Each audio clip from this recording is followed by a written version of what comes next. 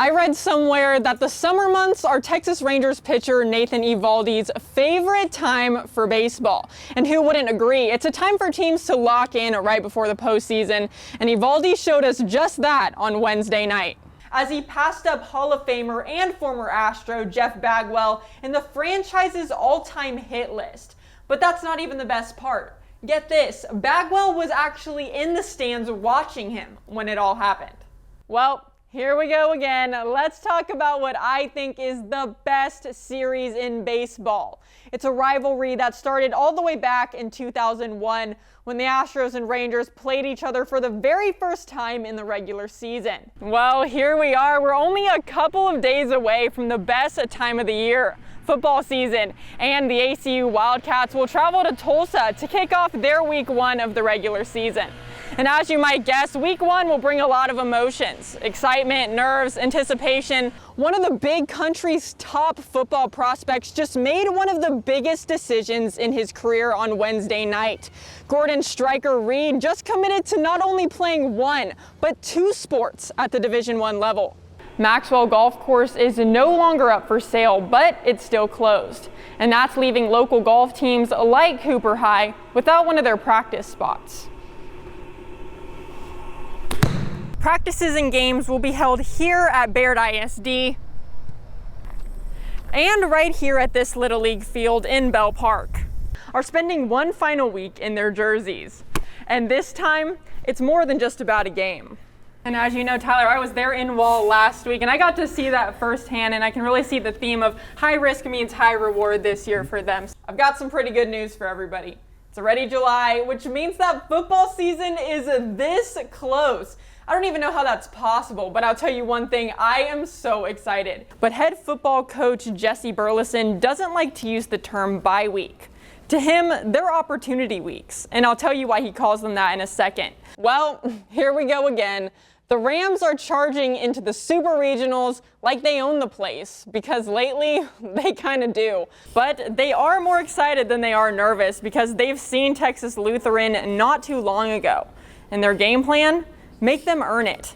It was a slow start to this series for the Abilene Flying Bison this week, but I'll tell you one thing, once they got their bats going, they never looked back. So when you have those players you can not only rely on to score that game-winning touchdown, but to defend the end zone when they need it most, that is definitely why Jim Ned is very dangerous this year, and they play really well complementary football. Let's talk some Dallas rivalries. The Cowboys have the 49ers, the Mavericks have the Lakers, and now the Stars have a lingering nemesis of their own. For nearly 3 decades, the Dallas Stars have built rivalries, but none sting quite like Edmonton. And to be fair, he is only a sophomore, so last year he stepped into that role of being a starting quarterback at 14, 15 years old. With a new head coach as well. Right, so that's a lot on his shoulders, so I think that he's definitely settled in more this year. Let's start with a March Madness update, as the Texas Tech versus Arkansas game on Thursday was, in fact, madness in the final minutes, to say the least.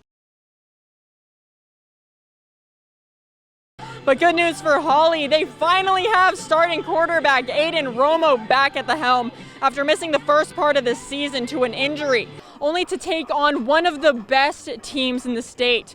The Wallhawks are undefeated, #2 in Texas, and they're coming off of 3 straight wins on the road. This year, they have 14 returning starters, which should help as they have a new sheriff in town with new head coach Brian Hodnett. But Gordon is playing on a completely different level. They have the longest active winning streak in the state of Texas at 40, and they have yet to play a second half of football all season long. And they're hungry and hoping to take a bite out of the top seed in the standings. The Jim Ned Indians are rolling into the first round of the playoffs, riding a 7-game win streak. And they've only lost 1 game all year, and to be fair, it was to the Wallhawks, who are a state title favorite. However, on the other side of the field, the Boyd Yellow Jackets are hoping for a different story tonight.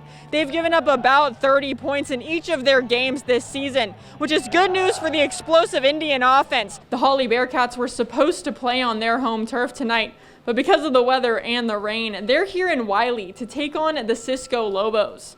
Both squads nearly blew out their opponents last week by 50-plus points, which means that it could be an offensive showdown, but we can't forget about the defenses. However, on the other side of the field, we have an underdog story for you with the Breckenridge Buckaroos, who are still chasing their first win of the season. Only one team will walk away with a perfect record, but who will it be?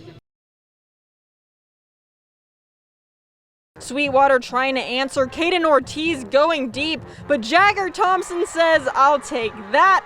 Landon York drops back, and he's got plenty of time. He fires a dart to Levi King, who slides into the end zone.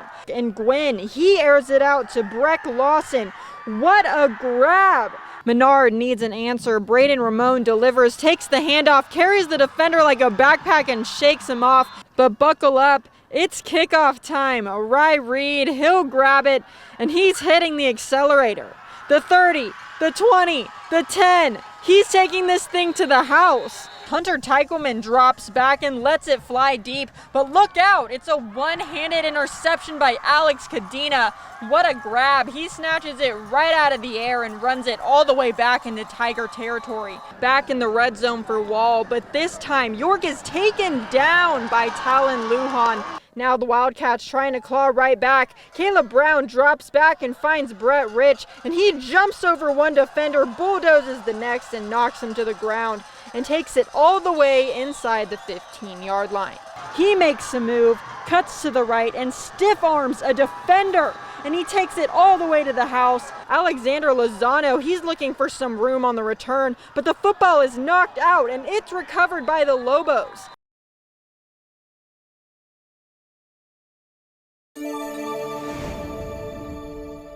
I'm Tori Garcia. The Wallhawks baseball team is headed to the state title game this week, and they say one of the reasons why is simple. And it's not just something they talk about in the dugout. It's written on the back of their shirts. We put family on our back because we wanted to basically kind of represent or symbolize that, like, whatever happens, we've got our family on our back. We're carrying the rest of the family on our back. You know, everybody else having a bad day, pick them up, put them on your back, do what you need to do to help your brother out and drag him across the finish line if needed. They've made it to the biggest stage in Texas high school baseball. But ask the Wallhawks how they got there, and they'll give you a one-word answer. This year, the team adopted a simple motto: family. When the Wallhawks take the field Thursday, they won't just be playing for a trophy. They'll be playing for each other. Hard work beats talent when talent doesn't work hard, right? Well, I think you can take that a step further and say, you know, chemistry beats talent when talent doesn't have chemistry. That togetherness has been more than just a slogan. Players say the bond they've built this year has made all the difference. Just the team chemistry is kind of what just keeps us together. And I mean, just on the field, whenever things go wrong, being able to stay close, stay as a fist and not as a hand. I mean, that really is just, it's a big deal, and that's really what kept us going throughout this entire playoff run. It's a mentality that's taken them all the way to the state title game. And win or lose, the Wallhawks say the real victory is in the brotherhood they've built. It's kind of sad because there's some finality to everything, and you know, with this group being as tight as they are, and this familyhood that we've talked about, this brotherhood that we've talked about, we knew that it had to come to an end at some point, and fortunately it's going to be the last game of the season. But it's kind of sad at the same time that there is some finality to it, and some of the faces that have been such a key part of this program and this brotherhood are not going to be with us anymore. The Wallhawks will travel to Round Rock this week to compete for the state title on Thursday against Thrall. I'm Tori Garcia. ACU's men's tennis coach, Juan Nunez, is from Torreon, Mexico. But if you ask him where he's from, he'll say Abilene because of the impact this city, this university, and these tennis courts have had on his life. Good, stick with it. Good. For Juan Nunez, tennis didn't start with lessons or a formal coach. It began on the sidelines, watching his dad compete in local tournaments in Mexico. If you lose, it's your fault. If you win, it's your fault. So it was kind of pretty, I guess, selfish to an extent. But I like that pressure, that responsibility of it's kind of on you. there's nobody else to blame. By 15, he left home to train at a tennis academy in Barcelona, Spain, that prepared him for the next chapter, college tennis in the United States. To see it as an option, right? Of, man, you can go to the U.S. and continue to play at a really high level while getting a world-class education was amazing. And when he visited ACU, it wasn't the facilities that stood out. It was the way Abilene made his family feel. Man, I'm interested in why are people so happy here? Why are people so calm here? Why are people so at such peace? And you can just feel it, and I could feel it from my coaches to my teammates, just how they live life differently than a lot of people, and that was intriguing to me. Nunez said his first year on the ACU tennis team in 2005 was tough, coming to a whole new place, a smaller city, and a different culture. But there was just something about Abilene that made him want to stay. The way they really welcome you and embrace you and take you for who you are, wherever you are in your walk of life and your faith, it was really different. Like I said, almost scary at times, but you can't help but notice that it's a good different. Make sure the racket goes first so then it leads. Nunez has been ACU's men's tennis coach for about 5 years now and says he wouldn't want to be anywhere else. My wife makes fun of me. She was born here and loves Abilene too, but she really can't. But she's like, man, you can offer one any place in the world or Abilene, and he chooses Abilene. And yeah, it has a lot to do. Obviously, it has nothing to do with the views or how pretty or not it is, but it's how Abilene makes me feel and how Abilene has made me feel since I arrived here, that I'm kind of, this is it. This is home for me now. ACU's men's tennis team just won their second WAC championship in 4 years under Coach Nunez. And on Friday, they'll compete against TCU in the first round of the NCAA tournament. I'm Tori Garcia. Maxwell Golf Course is no longer up for sale, but it's still closed. And that's leaving local golf teams like Cooper High without one of their practice spots. Maxwell was around when I was a kid, and that's pretty much where I started to play golf. So it was a great place. I can say that for the kids, the community. For years, Maxwell Golf Course has been home turf for high school golf teams in Abilene, a place where players from Cooper, Abilene High, and Wiley would practice, sharing time on the course, the range, and on the putting greens. We go up just a little higher, and then if we want, we go full, we go here.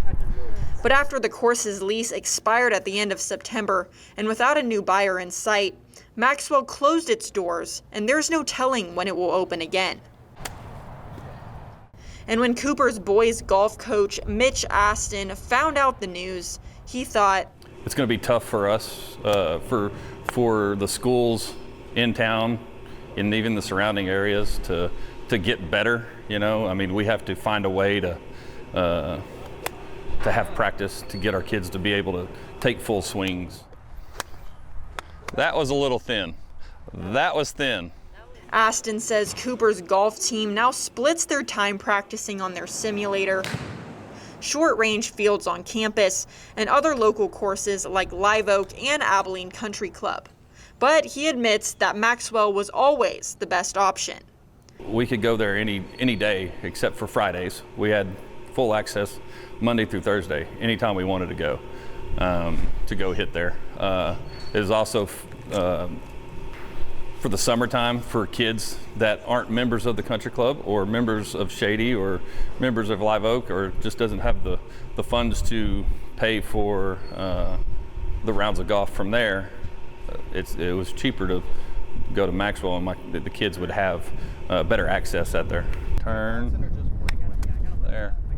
During the Abilene City Council meeting last week, the city said it will start actively looking for management companies to make sure that all golfers will have somewhere to go. The kids miss just going out there and be able to hit range balls all day if they wanted to.